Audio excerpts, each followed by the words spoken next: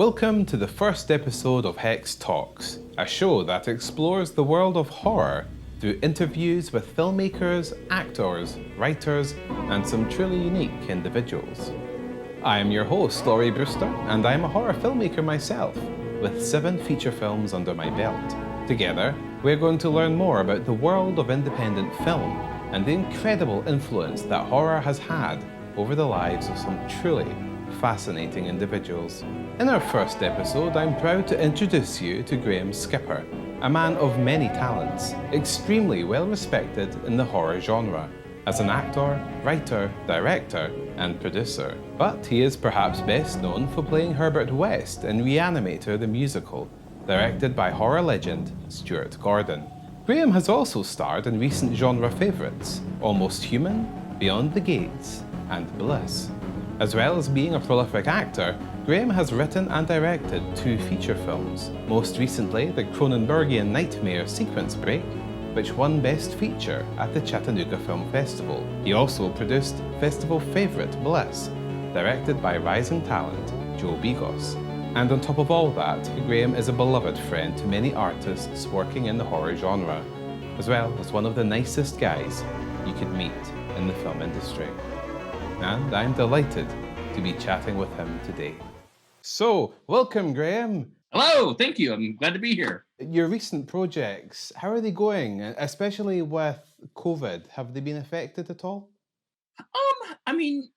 Yes and no. Like I think that with COVID, what it's obviously the benefit of it is that we're all forced to be in our house, like in front of our computer. So I've gotten a whole lot of writing done, and I've been able to work quite a bit on some of the projects that I've had sort of brewing. So yeah, I've been getting work done and been excited about it, and I'm very close to finishing or to sort of launching this pitch for the Frontiers market. And so COVID has allowed me to really focus on that and not have a lot of distractions from the outside world. Cool. Yeah, and well, for the Frontiers Market, for you at home who don't know, is a really cool initiative launched by the Fantasia Film Festival that gives independent filmmakers a chance to present projects for distributors and agents for additional funding. Yeah, yeah. So I'm excited. Yeah, well, I think you will ace that because you're a genius anyway, and I love Oh, well, love thank you. watching your films. Thank you. And because most of the entries at the market are terrible, so Graham is going to skyrocket it. It's going to be so terrible, even my attempts to get into the Frontiers market have been unsuccessful. I haven't actually tried yet, but I love going to the market. It's really, really cool kind of art house, alternative. Yeah. Yeah, it's very cool. I went a couple years ago, and it's just really neat to see kind of what the other filmmakers in the community are doing and what people are trying to get made. There's such a huge variety of stuff and a lot of super talented people. So it's a cool thing to go to if you ever get the chance. Sure. So Graham was raised in Texas and eventually moved to work in LA and in New York as well. Can you tell us about what the experience was like moving from Texas, and what are the differences between working in LA and New York? Good question. Yeah, so I moved from Texas to go to school in New York. I went to college there, and it was obviously a big culture shock. Now, I had been like growing up, my family had often taken trips to New York, so I sort of had an idea of what the city was like. But living in that city is different from living in anywhere else. And it was amazing, and I think the main difference between growing up, like I grew up in a city called Fort Worth in Texas, and it's a big city, but it's certainly nothing like New York. And just kind of the biggest difference is the 24-hour nature of New York City. It's always going, it's always on. I heard somebody at one point describe New York as like a series of blood vessels where you're a blood cell, and the minute you step out of your door, you're just a part of the bloodstream, and it's going to take you somewhere, and you're going to do something, and something crazy is going to happen. And Texas is obviously just a lot slower, and And moving from New York to LA, where I've been now for 10 years, LA is slower than New York, faster than Texas. It's a nice little middle ground. Um, and I think that like the differences are New York and LA are both a hustle. You have to constantly be trying to find the next gig, um, hustling for whatever the next opportunity is. It's very, both are a very fast lifestyle in kind of different ways. Um, and that's, not saying people don't have to hustle in Texas, but I think there's like this mentality, especially in New York, of if you're not going, then you're doing something wrong. Um, and so I think there's like a stair step down of like New York to LA to Texas of like super fast and crazy, less super fast and crazy, and then not really super fast and crazy. I guess is the way that I could describe it. But I love all three, and all three have different flavors and parts, and I love them dearly. And I wouldn't trade my 10 years in New York for anything. But I also don't know that I could live there again. I think of Texas, I always think of Austin and the absolutely best burger restaurant I ever went to called Huts. Nice. Have you ever been to Huts? I never have, no. But I've been to a lot of great food places in Austin, and Austin is certainly known for its food. Yeah, I mean that's one thing that is dare I say dangerous about Texas is that Texans, we know how to eat. I mean, I know how to eat as well, like so too much, yeah. But so in respects to New York and LA, a lot of folks at home have a sense that in terms of the culture for independent film in particular, though it could apply, I guess, for commercial and studio films as well, is that the West Coast is a place where people say yes to everything, but eventually stop returning your calls. And the East Coast, they're more likely to say, nope, get the hell out of here. Is that true, or is that just bullshit?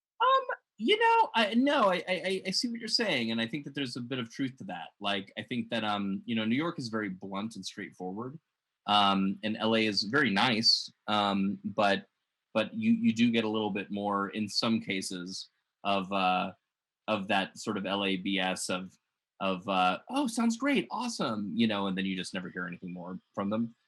So that's true, but I think that it's all the business is the same, and I think that you know my optimistic positive outlook on it is that kind of no matter what you kind of no matter how people interact with you in either of these settings, if you have a good idea and if you are going to be a reliable person to make something that no matter what, I think people people can be successful. I agree 100%. It's one of the things when you're working in the film industry as well is that you will encounter a lot of rejection. I mean, I know you'll have, Graham, and Tom, who's behind the camera right now, has suffered more than anyone. And so, in terms of rejection, Graham is a great guy. I'm an asshole, but you'll get used to that in future videos. But in terms of dealing with rejection, the film industry is going to throw that at you. Now, the test for you when you're struggling to persevere in the arts is whether you're going to let that turn you into a negative person that makes every step back personal, or whether you just keep going. And what you're saying, Graham, as well, is that good work shines through, and it's true. Even the worst, meanest producer or executive or anything with a company, if they see a great idea, chances are they're going to give you a deal. They might be assholes about rejecting your bad ideas, but you just keep trucking. Yeah, I mean, I think that's great advice. Like, you're totally right. In this business, you have to be used to rejection, and you have to be used to, constantly hearing, "Oh no, we don't have money," or "Oh no, we probably can't do that," and you just can't take it personally. And you just have to keep going, believe in your projects, believe in your work, believe in your talent, and know that no matter what, eventually something will happen. You just have to be tenacious about it. And I think that that's super important to remember and to always keep in mind, because believe me, there are a lot of very down moments when you're trying to make it in this business. But they're all overshadowed by that moment standing on the red carpet and going, man, I'm glad I didn't give up. Yeah, yeah, absolutely, and just even being able to pay your rent doing art. I mean, that is a Yeah. hard skill. It takes time to develop that, and well, I'm glad that you're being successful anyway, Graham, because you're an exceptional artist and you have an exceptional attitude as well. Well, I appreciate that very much. As you will know from my introduction, Graham Skipper has an exceptional array of talents from directing, acting, writing, and producing. So I have to ask you, Graham, how did you make the leap from acting to all these other vocations that you do so damn well? Well, thank you. Yeah, I think that it was just a matter of having a story that I felt I needed to tell in my way. I have always enjoyed writing, and I've always enjoyed having uh, having that creative impulse beyond just acting. And like with Sequence Break, for instance, it really was a matter of just going, I really feel like I need to tell this story and I want to direct it.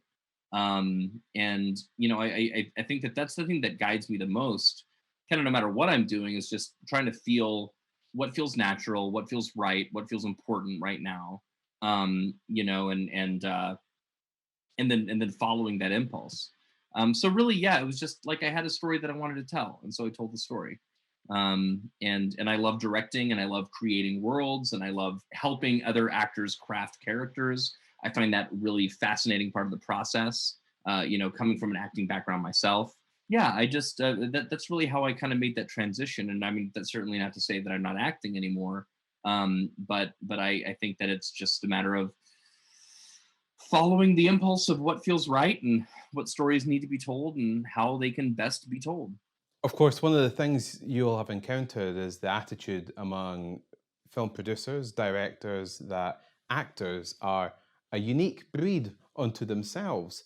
And Uh-huh. it must have been extra difficult to kind of defeat that perspective and show that you're not just of one vocation, that you can do all these things. Did you have much resistance from other people, or were they positive? I think that pretty much everybody was pretty positive. Like I find in general the horror community to be pretty supportive. And that was certainly my experience when I was making Sequence Break. And I can't speak for anybody else, but I know for me, I found that everybody was rooting for me, and I think in general in the horror community, what everybody wants is just for good, cool movies to be made. So I never felt like anybody was rooting against me. I never felt that you know that there was any sort of judgment of like, oh, is he going to be any good? And frankly, any of that judgment was coming from me. And I just had to I just kept telling myself, make the best movie you can, just make a good movie, and surround yourself with people that know what they're doing better than you do. And and then you'll end up with a good product. And fortunately I did. So, Graham Skipper is also the maker of a fantastic independent horror film called Sequence Break, which I think is a masterpiece that you need to get off your arses off and watch right away. It was a challenge, I'm sure, to make this film. Can you tell us a little bit about the processes you went through making such an awesome movie? Well, thank you very much. Yeah, I mean, as is the case, as you know, with every independent film, it's literally like going into the trenches and going into battle. I was very lucky when Sequence Break came along. My godparents, who are both established actors out here in LA, they literally came to me one day. We want to get into producing independent film. Do you have any scripts? And I went, I do. And I had the script that I've been working on, and that I had gestating for a number of years, and then eventually made I sort of had a light bulb moment, and I figured out how to make it all work, and I was very happy with it. And I shared it with them, and they were like, and it was low budget, and they were like, well, I think that we can fund this. Do you want to actually make this movie? And I said, yes. And then 6 weeks later, we were filming. So, it was, I'm hiccuping, but it was really like a kind of a miracle moment. And, they were incredible. Their names are Lyle and Audrey. They were producers on the film. They both appear in the film. And, we just did whatever we could do to make it happen and make it look awesome. And again, I think what you want to do always when you're making an independent film is you want to make something that's bigger than what your means are, and you want to always try to push the envelope. And so we definitely did that. It was definitely a struggle, but everybody on the team that we put together, I knew most of them from previous, shows that we'd done together, and everybody was totally on board with this idea of, we're in this together. We're going to make something awesome. We're going to have to work really hard. But with everybody, with that same mindset, as a team and as a community, we were able to make something very special and something that I'm very, very proud of. It's a beautiful moment when that happens. Yeah, Incidentally, your parents might have accepted Sequence Break, but they rejected my erotic thriller, Glistening Pears. That was disappointing. It was a close run thing. I would be shocked by that. I think that they would probably really love your erotic thriller, actually. Thank you. They and I want to be clear too. Like Lyle and Audrey, it wasn't just like they handed me a sack of money and then we went and made the movie. I mean, they worked their butts off to they fully produced the thing, and I definitely couldn't have made it without them. And I think that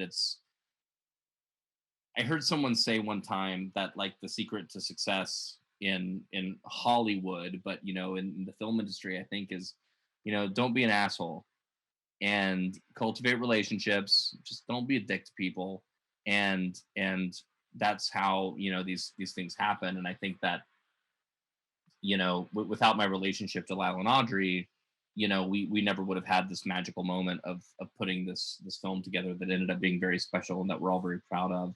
And so don't be an asshole, people. Or although if you do choose to be an asshole, be a spectacular asshole like an Egyptian pharaoh and make your crew feel like they're building something special like the pyramids. That's been my strategy, and Sure. it's worked wonders. How's that pyramid building in Sterling going? Don't know. They're currently tearing it down with ropes in the midst of protests, but never mind. No. Guys, follow Graham's approach. Never follow mine. That's the advice to learn here. What is it you enjoy about filmmaking most? Is it being on set? Is it coming up with the ideas, or that gorgeous premiere at a festival? Gosh, good question. I think kind of all of it. I love being on a set. I love it. It's sort of like being at summer camp. And I love that feeling of everybody, having their job to do and everybody knows what they're supposed to be doing. Everybody's really focused on making the best product possible.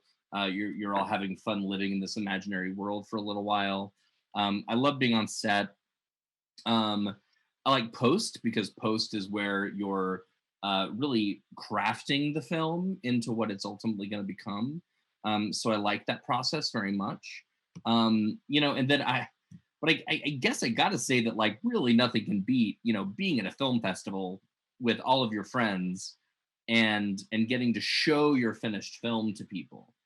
That's really the light at the end of the tunnel. The process is super fun, but then getting to actually show everybody what you've done, that's magic. That is really striking, and it's a little different to my experience. I always find that, and this is just me, every filmmaker is different, but I always find the festivals to be a slightly traumatizing part because you have to premiere your film to all these cretins, who might not always appreciate the genius of your art, and always there's a technical issue. There's always something, like, hey, why is the sound only coming from the left side of the theater?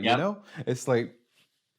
Oh, I was at a film festival with Sequence Break, and at one point, right at the climax of the movie, the projector broke. Like right at the big moment, the projector broke, And what's funny is that if you haven't seen my film, there's lots of moments in the movie where the video glitches, and like things don't quite, work right. And that's on purpose. So when this moment happened and the projector shut down, people just thought it was part of the movie. Oh. And so they were like sitting there going, what's going to happen? What's going to happen? And meanwhile, I'm out in the lobby yelling like, something happened, fix the projector. And they did, and it was all fine, and, yeah, no, I hear you about the traumatizing experience of like the first screenings. It's like the thing that I learned and that I always had to keep in mind was that, the way that you intended your film to be shown will likely never be actually shown that way. And that there's any number of problems or issues that are going to arise. And the fact of the matter is the audience likely isn't even going to know, they're not even going to know that that's a problem. True.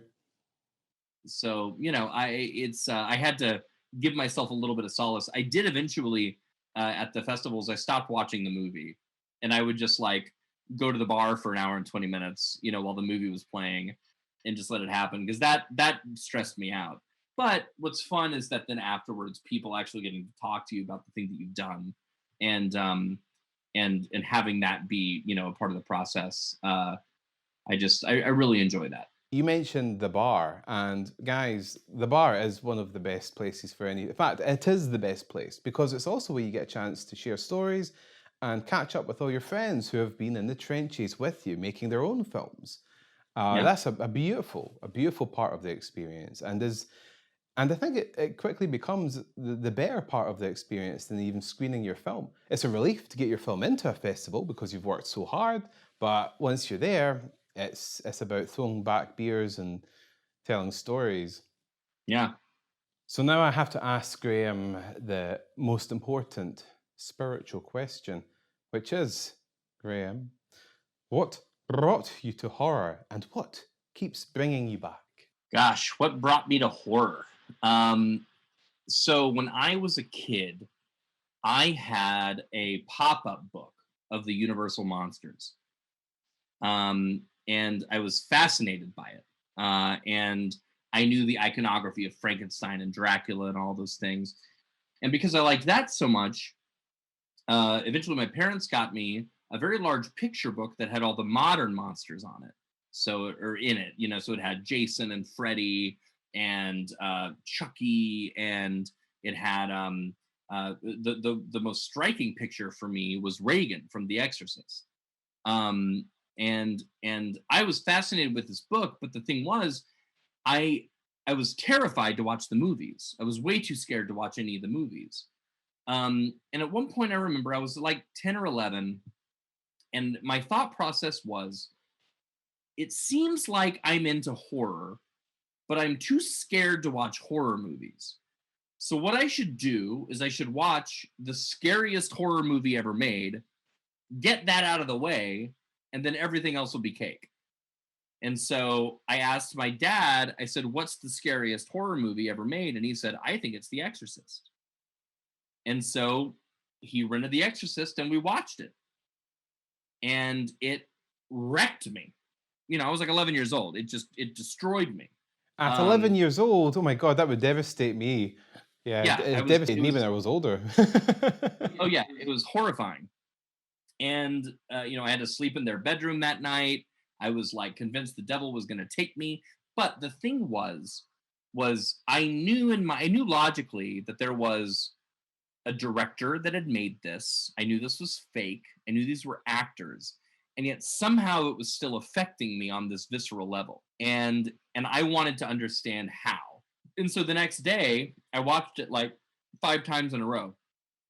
And I just wanted to like unravel what this thing was. That became my obsession with horror, of going, this is the only type of movie that affects me. And so I want to understand more of it. And then eventually that transformed into being a horror filmmaker.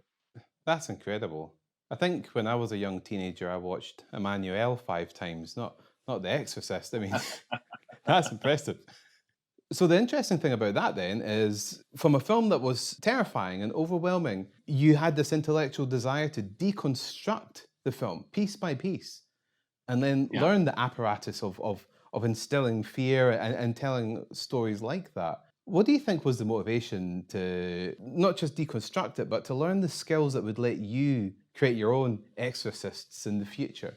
Yeah, good question. I think that I've always looked at things like movies or books or comics or TV shows as something where, oh, I want to make that too. Oh, I have a cool story. Like I want to tell that story. And I think that realizing that that craft was part of being able to tell a story effectively, was what really led me to want to unravel how Friedkin did what he did, and so that eventually I could do the same thing. I want to tell stories, and I think that that's what it boils down to is, if you want to tell stories through a certain medium, you have to learn how to work in that medium. um, and so I think that's what brought me to that. Sure thing. And to be honest, it was the same with me as well. It was an Akira Kurosawa film, Red Beard, a medical drama, and like The Exorcist, these are astonishing films that I think sometimes convey as well the sheer power of that artistic medium in such a way that it opens your eyes to your own creative potential and how you could express yourself with that medium. And of Yeah. course, it takes that nerdy side of us to actually look at the films again and again and work out what is this magic? How do we get to perform this? So I think all of you will be very interested to learn what projects Graham has next on the horizon, if you're allowed to tell us. Well, that's always the problem, right? What can you talk about? Yeah, so I acted in a film last summer, known as, or it's called Mystery Spot, and that movie's in post right now. So I hope that there is some news on the horizon there. It's a really fun, um, I call it like a Twilight Zoney mystery movie. Very heartfelt, very lots of sort of deep emotional stuff in it, and it was a really rich character to get to play. So I'm excited about that. I'm in that with Lisa Wilcox, who you might know from Nightmare on Elm Street 4 and 5. So it was an honor to be in that with her. And then yeah, was just announced recently. Was my acceptance into the Frontiers market with my film project, which is called Circus. And I don't know how much I really can talk about it right now, but let's just say it's a horror fantasy film about the circus, and it's pretty special. I love it very much, and I'm very, very excited to be pitching it at Frontiers. Um, in addition to those things, who knows when this pandemic is going to end? But I've been doing. I last year co-founded an event called Rated R Horror Speakeasy, which was a about every 6 weeks horror themed party. It's a pop up bar that we were doing here in LA. And yeah, it's all horror themed. We show horror movies all night. It's all horror soundtrack music. We have lots of different themed rooms. We have roaming monsters, a full horror themed arcade, a bar, a horror, a what do you call it, like a horror art walk where we had local horror artists displaying their work that you could buy. So it's a That really sounds special, awesome time. incredible. Yeah, it's amazing. Rated R speakeasy.com. You can see pictures from past stuff. We did an event at the Santa Monica Pier.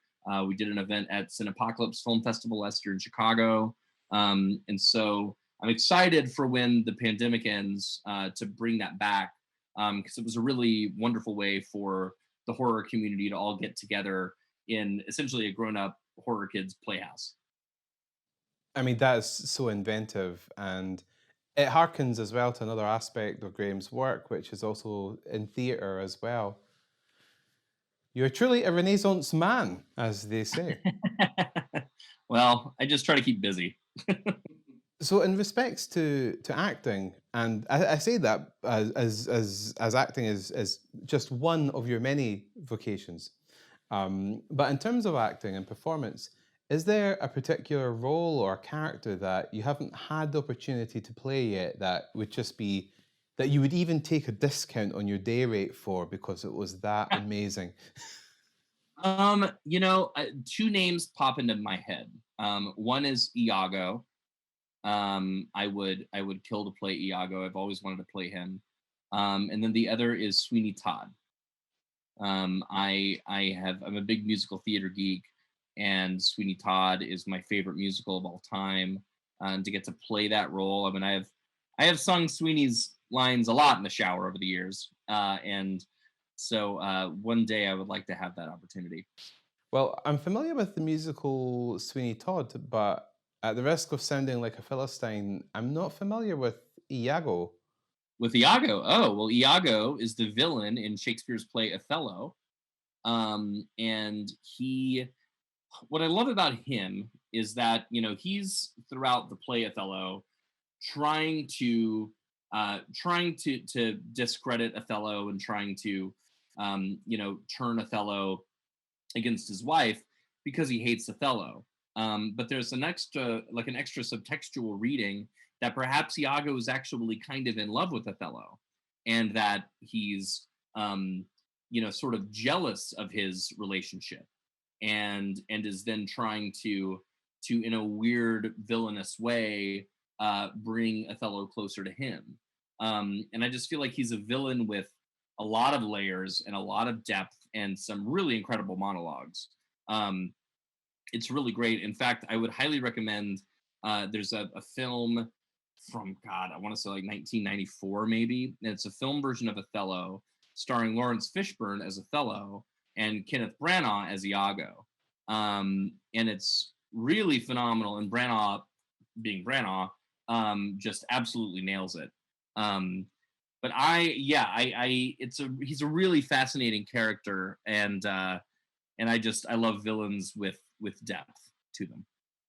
You see, now my ego's got to take a hit. I thought Graham was going to say some kind of obscure musical I hadn't heard of before, but no, Othello. So yeah, guys, as Graham suggests, it's Shakespeare. William Shakespeare is an artist that you might want to check out some of his work for as well, because he's done some good stuff. Well, he was one of the original real like horror writers. Some of his stuff is pretty damn horrific. I love William Shakespeare. I'm not familiar with all his plays, but I am a big nerd for Macbeth, and Oh, sure. I was even in a performance of Macbeth where I played Malcolm, and the Oh, really nice. director said that I managed to bring the spirit of Puss in Boots to Macbeth. That was the end of my acting career, so I'm not so much a Renaissance man as you, Graham.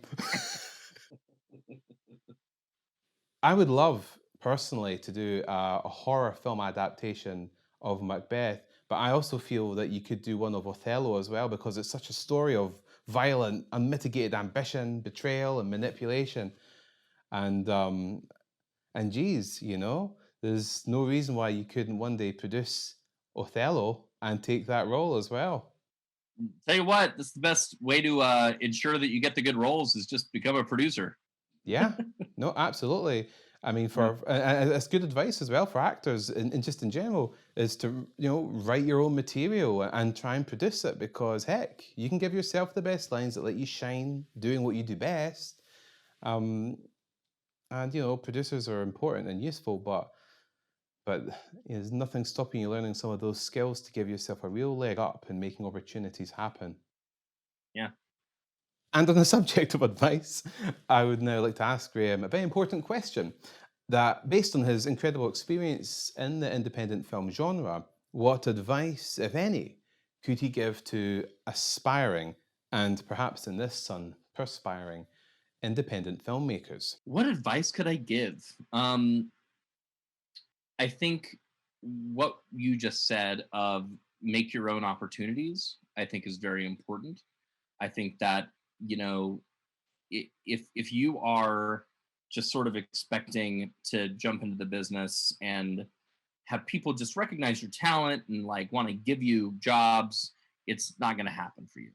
Um, One of the things that I really learned in college was the skills that were needed to make my own plays, right? To like build them from the ground up. How do you light something? How do you build a set? How do you, how do you publicize your show? How do you sell tickets? Um, and that allowed me then to form my own theater company and start making my own shows, and that in turn has allowed me to, be able to independently produce movies. Um, and so I think that's one factor of it, is just be ready to make your own stuff. I think another factor of it is, like what we talked about before, don't be an asshole.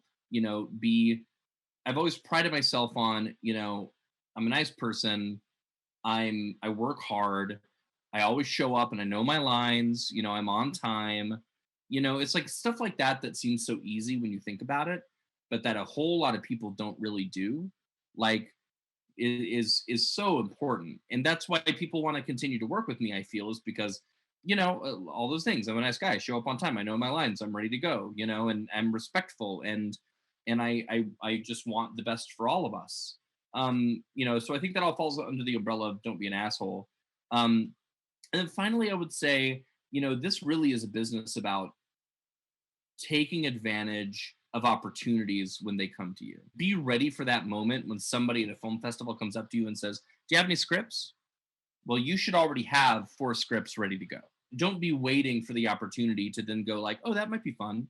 Like, have it all ready. Everything that's happened to me in my career has ultimately been because of luck and because of, meeting the right people at the right time and having the ability to pivot and be ready to go like, "Great, let's do this now." Be ready for anything and jump on those moments when they happen, because they can be rare and they can be fleeting.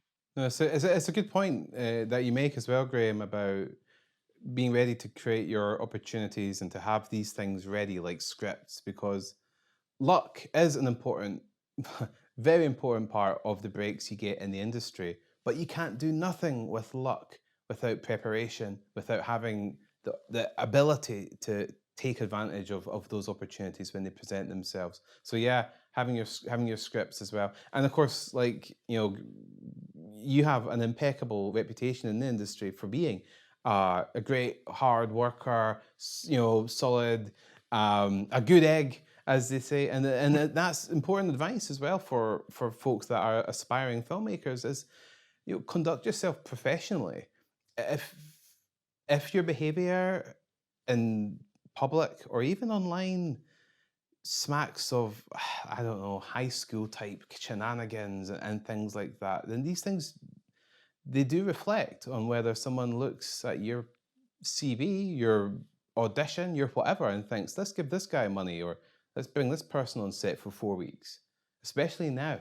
It's so easy for any of our foibles, including my own, to make themselves too readily apparent, So the reputation and just getting your head down and just working hard and not making it about yourself or caring so much about yourself or how you look, just getting the job done, that will endear you to the people that can really advance your careers. And it doesn't mean suffering abuse, obviously.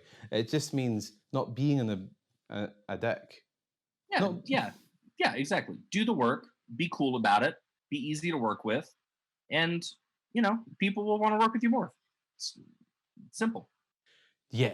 Is it so simple that the young generation out there will do it? I'll be keeping an eye on you, every fucking one of you. Get off my lawn. You're my lawn. So now we come to the end of our fabulous interview with Graham Skipper. But before we go, we have one last profound and spiritual question to ask. And Graham, that question is, what does success mean to you? I have had this question in my head for like my entire life. And the short version is I still don't know. But the answer that I think I'll give is that success to me is, aside from, we all need to be able to sustain our lives and to be able to pay rent and be able to keep a roof over your head. But I think, put that aside for a moment. And for me, success is, at the end of days, when I leave this planet, I want to have a body of work that I'm proud of, and I want to know that my work has positively impacted people. And if I die one day and I know that, people have gotten joy from the films I've made or the films that I've been a part of, or I know that people, watch a movie of mine every year on Valentine's Day because that's their tradition or whatever. If I've made a positive impact on people's lives, then I feel like that's success. And I think that being an artist and being a creator, we're all sort of looking in a sense for immortality, but not necessarily to be like famous, just to bring joy into the world. And when I look back, like I often look back at like Bruce Campbell, right? I've never met Bruce Campbell. I probably will never meet. Maybe I'll meet him. I don't know. But his impact on my life, just through the joy that he's brought me through the years of watching him in these films, Army of Darkness was one of the first horror movies I ever saw, and I saw it in the theaters. And like, just to think of that, and to go, long after Bruce Campbell's gone, I'm still going to get joy from his existence and his work, is something that inspires me to keep going, so that one day when there's, some 13-year-old kid who watches Sequence Break and is like, wow, I just watched a guy have sex with an arcade machine. That totally changed my life. That makes me feel happy, and that makes me feel fulfilled. And so I think that's what I would say success is. Well, thank you very much, Graham, for your answer to that, and for all your answers to our questions on this first episode of Hex Talks. And guys, I would suggest that you all type away, rattle those keyboards to check out more of Graham Skipper's incredible work. He is one of the leading lights in the independent film and horror genre right now. And again, want to thank my guest for sharing his time with us today. So thank you all, everybody, and until we meet again, I shall bid you adieu. So, I hope you enjoyed our first episode of Hex Talks. Be sure to hit subscribe and the bell notification icon so you don't miss any of our future videos. Also, if you would like to support our channel and help us make more content, then check out the Patreon link in the video description below. Thank you and goodbye.